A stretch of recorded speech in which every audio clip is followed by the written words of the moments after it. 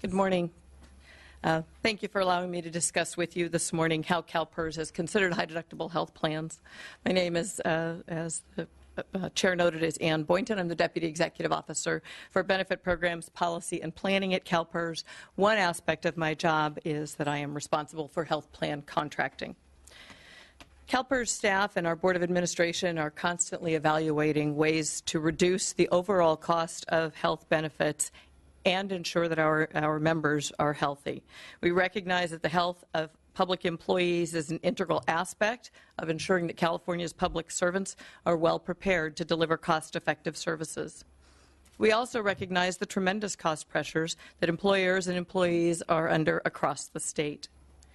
As part of our focus on these areas, at various points over the past several years, CalPERS has evaluated significantly increasing some copays and coinsurances. For reasons that I'll discuss shortly, the implementation of the ACA has changed how a high-deductible plan would be structured, so these analyses are of limited value. However, I will note that to date, the Board has not concluded that high-deductible plans should be implemented. Adding a high-deductible plan and a health savings account to the suite of plans offered by CalPERS involves taking various topics into consideration, including the Affordable Care Act itself, our previous experience with low-cost plans, cost shift to members, and impacts to our risk pool. The prior panelists have touched on some of these. I'll talk about these really from the perspective of what do the staff and board think about around these things. Although a high-deductible plan could be viewed as a potential cost-saving strategy for employers and members, high-deductible plan requirements have grown under the ACA, and implementing such a plan in the current environment may not yield the expected results. The ACA requirements impact benefit plan designs of all health plans, including high deductibles. These requirements include preventive services, minimum value, and maximum out-of-pocket limits. The ACA requires certain preventive services be provided without any cost sharing, including a prohibition on copay and coinsurance. Preventive services include, but are not limited to, women's health preventive screenings and services, as well as preventive screening services and services for infants, children, and adolescents, including recommended immunizations. For example, not a child reference, obviously, a colonoscopy screening for colon cancer is considered a preventive care service, as well as screenings for gestational diabetes and well woman visits. Rates for plans, including high-deductible plans, are developed including the cost impact of preventive services and the requirement for no cost sharing with enrollees. CalPERS plans must also provide minimum value to meet the requirements of the ACA. Employer-sponsored health coverage meets minimum value if the member is not responsible for more than 40% of the total allowed costs. Coverage that does not meet minimum value does not safeguard employers from penalties under the ACA, Employer Shared Responsibility for Health Coverage rule. In general, the ACA sets a maximum out-of-pocket limit on individual and family spending for essential health benefits. For 2015, the established maximum out-of-pocket limits for an individual is $6,600 for self-only coverage and $13,200 for family coverage. These limits include deductibles, copays, and coinsurances for medical and pharmacy combined.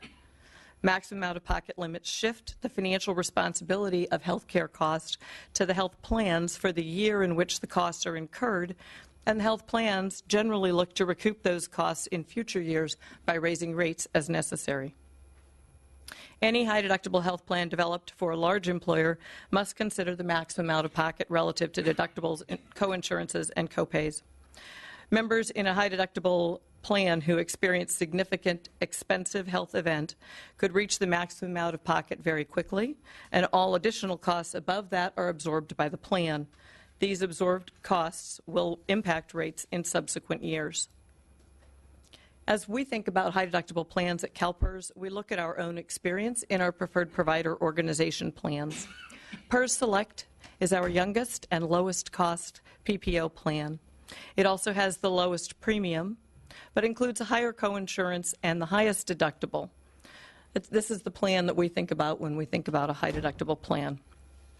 PERS Select has a much narrower network than PERS Care or PERS Choice, which is a major contributing factor for the lower premiums.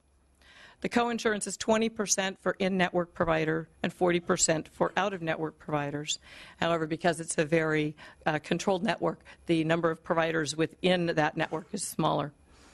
And additionally, hospitals under contracts are in tiers, so coinsurance in an in-network hospital can range from 20 to 30%. Although PERS Select has the lowest premium, as of February 2015, it also has the lowest number of subscribers in the PPO product line. PERS Select has about 17,000 subscribers, compared to PERS Choice, which has just over 120,000, and PERS Care, which has about 53,000 subscribers. Additionally, our annual health plan survey identified more member dissatisfaction. Say that one. More member dissatisfaction with PERS Select than with any other of the health plans that we offer. This dissatisfaction is related in part to the steep copays for out-of-network providers and the hospital tiers. As we've thought about a high-deductible plan, we look at the potential cost impact to members aside from the monthly premium change. We also look at the potential long-term impact to the CalPERS health program. Although the ACA sets maximum out-of-pocket limits, these limits are still a substantial amount of money for many members, especially for low-wage earners. Members who cannot afford the deductibles can be negatively impacted, as we've discussed already with the other panelists, if they base health care decisions on financial costs and not on true health care needs. Cutting clinical visits for less severe conditions can lead to more serious illness, increasing long-term costs for the plans. And as a reminder, of course, we have our members, different perhaps than some employers think about things, we have our members until they die, so the long term is incredibly important for us. Health costs may be impacted over the long term if a member's health status degrades due to delaying health care. Although enrollment in a high deductible plan is optional, lack of proper notification or understanding of health benefit design may put members at severe financial risk, and you've talked a bit about that already. Additionally, members who experience a costly health event are likely to move back into a traditional HMO plan as soon as practicable to seek services that have lower out-of-pocket costs. This behavior will impact risk pools and rates for both the high deductible plan and the other plans. One of the challenges that CalPERS faces as we think about this kind of a plan design is whether to couple a high deductible plan with a requirement for a health reimbursement account. These accounts or other health savings accounts can be used to pay copays, deductibles, and coinsurances. Pricing of a high deductible will vary depending on whether the reimbursement account exists at all, and if it exists, what's the funding level. In this situation, the difference between CalPERS as essentially a health exchange and employers who directly contract with health plans for their employees' health benefits becomes a bit more apparent. This is because the funding of the reimbursement account is generally, and the LAO alluded to this, in a unionized environment and subject to collective bargaining. There are also different types of accounts that can be used, and they come with different requirements for funding, use, and expenditure, issues that management and labor typically decide. The LAO also touched on cost shift to other plans.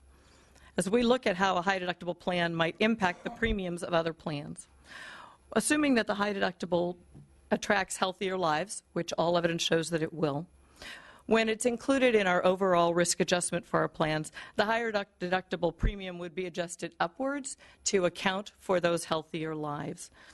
Alternatively, excluding it from our risk adjustment also likely creates issues. This is because the pool in that high deductible plan will be very small. As I noted, PERS Care we've had for about 8 years, and the enrollment is still minuscule in that plan.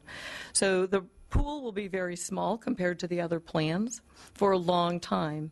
It's inevitable that an individual or two in that plan will experience a significant health event, a heart attack, a car crash, a neonate, something that will cost a significant amount of money for the health plan, and the health plan will be responsible for those costs.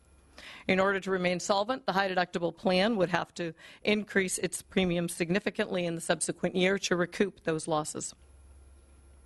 Additionally, the plans that remain in the risk pool will have to have a slightly higher overall risk, as we've discussed, some of the healthier lives having migrated, and those premiums will rise as well. CalPERS' current strategies to influence healthcare delivery and improve healthcare outcomes are targeted at reducing overall healthcare costs now and into the future. CalPERS cost containment strategies include targeting the healthcare delivery system by narrowing networks, implementing accountable care and integrated health management systems, increasing value-based purchasing, expanding reference-based pricing, and encouraging appropriate alternative, lower-cost care delivery settings.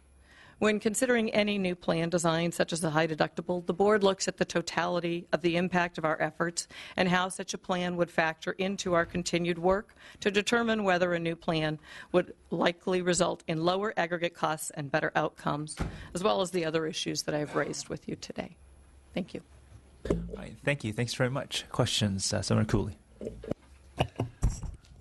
Mr. Chair, I just wanted to acknowledge, I think, very much appreciate your testimony, Ms. Boynton, and your closing remarks there, just noting that for CalPERS, when you look in this area, you have a whole array of initiatives, planning, strategies.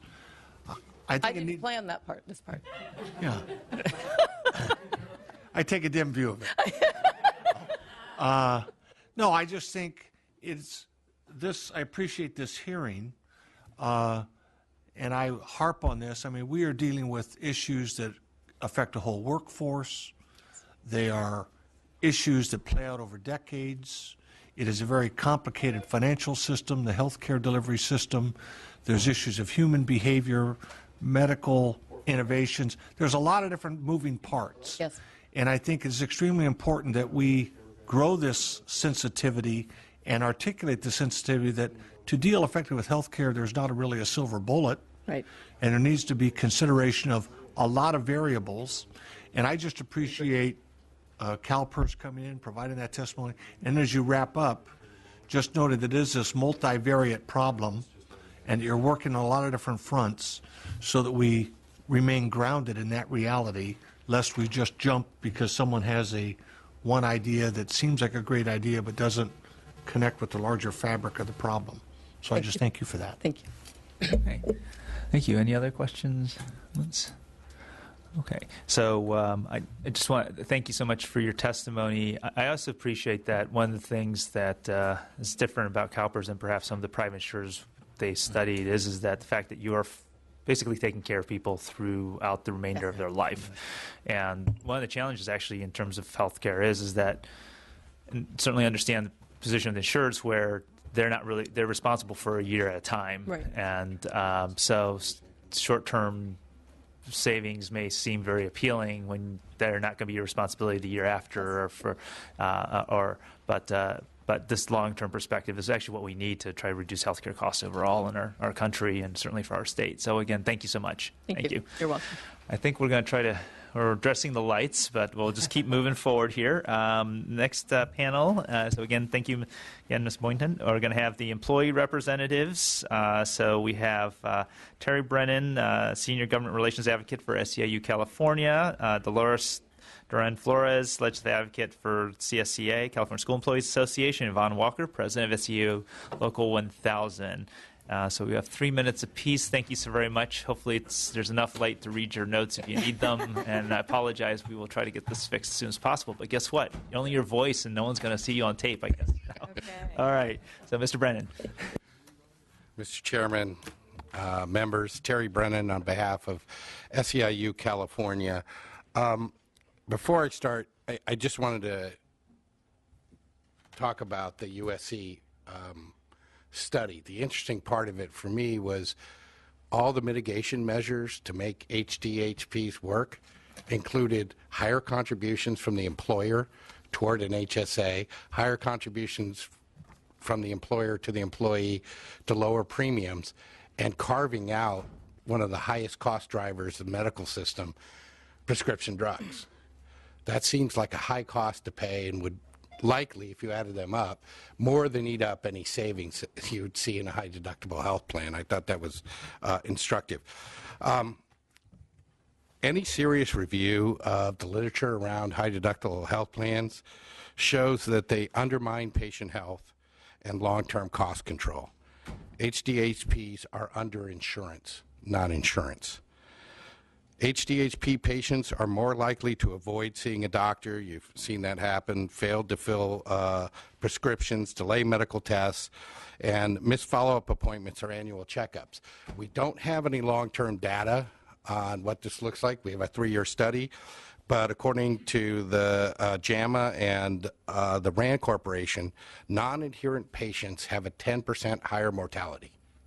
We know that 10% more of them are going to die sooner. That's in the data. HDHPs also segment the risk pools. We've talked about how it degrades affordability of the other plans. This is what's commonly known as the death spiral. And one of the reasons it has not been adopted to this point by CalPERS. We at SEIU strongly agree that California employers, workers, and taxpayers need relief from the soaring health care costs. Premium, wage, and out-of-pocket trends are alarming. Just between 1999 and 2009, the rising health care spending ate up every wage gain of both public and private employees in California. Deductibles have risen sharply. Out-of-pocket maximums have skyrocketed. According to the Federal Reserve, only 48% of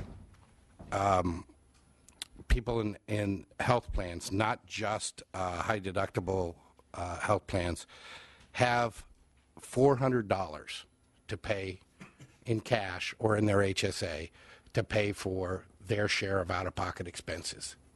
That means 51% of the population can't pay more than $400, and we have out-of-pocket maximums under the ACA at $6,600. Far fewer eligible for that. If you include deductibles and copays into the cost of living in California, California has the highest poverty rate in the nation. So we are concerned about bending the cost curve in health care. And there's actually expert consensus on ways to do that. It's not high deductible health plans.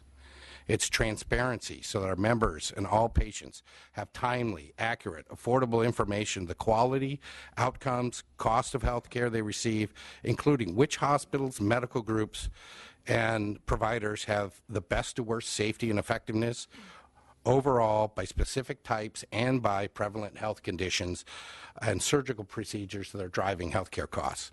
Strong provider incentives so that hospitals, medical groups are not paid year after year for failures, but incentivized for safety, effectiveness, and efficiency. Member incentives so that the premium out-of-pocket costs are reduced or waived when you choose high-performing providers or are on maintenance medications. And then finally, payer alignment so that the purchasing power, specifically in the public sector, is coordinated to drive down the waste, unsafe, and ineffective care and support and reward the best clinical practices in safety and effectiveness. With that, we look forward to working with the legislature on these sorts of proposals that actually stabilize premium trends, drive down utilization and cost, and we look forward to working with you. Thank you. Okay, thank you. Thank you so much. Ms. Dolores Flores. My name, good morning, Mr. Chairman and members of the committee. I'm Dolores Duran Flores with the California School Employees Association. First of all, I want to thank you for having this panel to actually hear from the voices of the people who are actually going to be get impacted by these actual proposals with high deductible health plans and HSAs. My members, some of them were actually lobbying yesterday, so you probably heard some of their stories, but they told me, Dolores, you have to tell them our stories. These are horrible plans for us. So just for way of background, I'm going to give you just a brief description of who my members are so you have a context. I represent about 218,000 classified school employees across the state. These are everyone who operate our schools, keep them functioning day to day, with the exception of certificated employees and administrators. So we're talking bus drivers, food service workers, school secretaries, paraeducators, custodians. They actually are the most diverse group of employees working in our schools. They come from the neighborhoods where they work, send their kids through these programs. Nearly 80% of them are women. They earn, on average, my part-time employees earn on average $17,000 a year. On average, my full-time employees make $30,000 to $35,000 a year. This is a huge amount of money for them, and I tell you, health care is a big issue for them. They often give up their raises in order to keep their benefits or to keep them from being reduced. Classified employees, and I speak for them because we're a member-run organization. What I'm saying actually comes from them directly. And what they have said is these are bad, bad, bad. And in fact, we have an organizational principle on health care that strongly opposes these high-deductible health plans. One of the big reasons is it shifts costs directly on to them. When you have an employee, say, they're making about $20,000 a year, and you're looking at a high-deductible health plan that could be up to $6,000. This doesn't even count how much they're paying in their premiums every month before their actual benefits pay out. That's like 40, 50% of their salary. That is a big hit on them. And when you look at my full-timers, many of them have families that they're supporting on this income. So they could potentially be, like my members told me, one car accident away, one hiking medevac incident away when you break your leg out hiking with your children. That can be up to a $12,000 deductible in addition to their premiums. We're talking about $15,000 on someone making $30,000 a year. These are the real life impacts to my members. They simply do not work for them. It's not a viable option. I know that the LAO did talk about the impact on state employees and went over percentages of how they get health care. Well, school employees don't get their health care that way. We bargain for our health care benefits across the state. Only about 170 school districts out of 1,000 actually get their health care through CalPERS. Everybody else kind of does it through trust funds, and school districts actually, buy it themselves. And everywhere we see these high deductible health plans, we try to bargain them away because they are bad, bad, bad for my members. They hate them. Also, we also represent quite a bit of older members. We have senior unit, retiree unit, and I'll tell you, healthcare costs are pretty dramatic on them. They need regular prescriptions. When you get older, you get sick. They're going to run up against these high deductibles very quickly. Also, people with diabetes and chronic health conditions. All they need to do is get an ingrown nail and don't get it looked at, and that could lead to a major amputation. You have people with cancer and radiation, who need chemotherapy, who need surgeries. These things cost money. Personally, I dealt with the radiation situation, and I tell you, it is physically and emotionally difficult to deal with. And then to see the bills come in after that, when you're trying to heal, that you cannot heal with that over your head. Thank God I had good insurance. But I saw people going through these, especially chemotherapy, and I'll tell you, they are just barely surviving, and then go home and have to deal with that. It's just excruciatingly just unfair.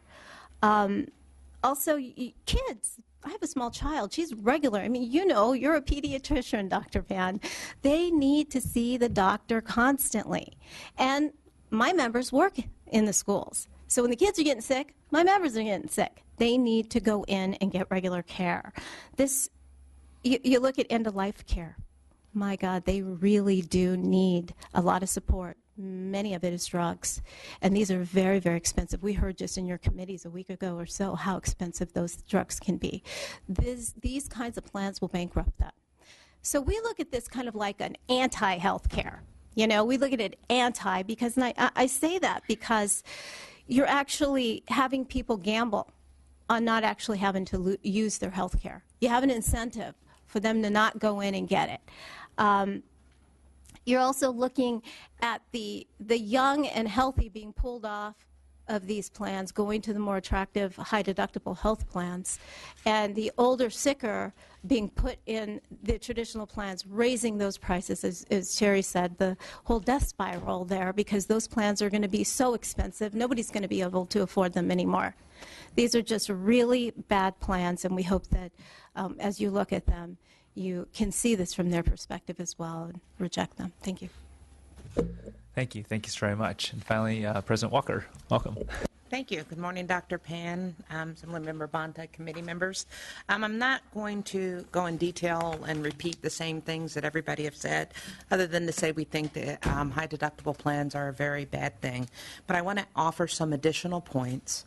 One of the things that I think came out in previous testimony is it shifts costs.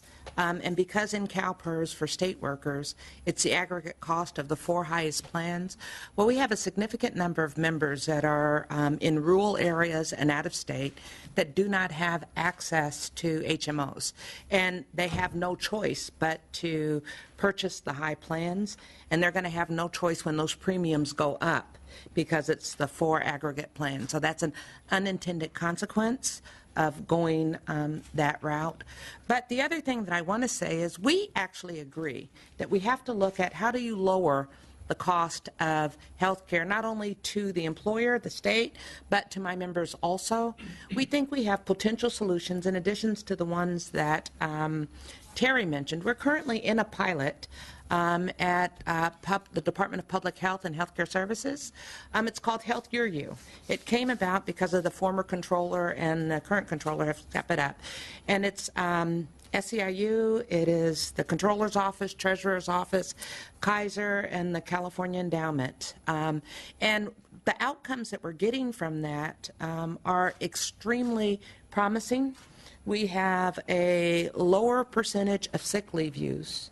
Our workforce is getting healthier, and actually they're more productive at work. And we think that these are all good health outcomes. And if you have a healthier workforce, your premiums go down, everybody saves, everybody wins. And the genesis of that plan that made it so successful is it didn't just come from the employer. You have the employees at the site and the employer working together on this problem, and we are having outstanding outcomes. We would be more than happy to schedule a briefing for this committee or any other members that you think would be interested in hearing. We're very excited about it. And if you're really looking to reduce healthcare costs, we'd recommend taking this out of a pilot and providing funding that we can expand it to other departments other than just those 2. And I think that that will achieve what we're all looking for, lower healthcare costs for everyone and not just a cost shift. Right. Well, thank you. I know that wasn't the subject of this hearing, but I'm certainly very interested. I think I've communicated that with Local 1000 and others, and certainly I think that that's, if we really want to try to lower healthcare costs, both current active and retiree, we need to create healthier workplaces, and we need to invest in that, and the state needs to do that. So I'm all with you there. Thank you. Questions from committee members?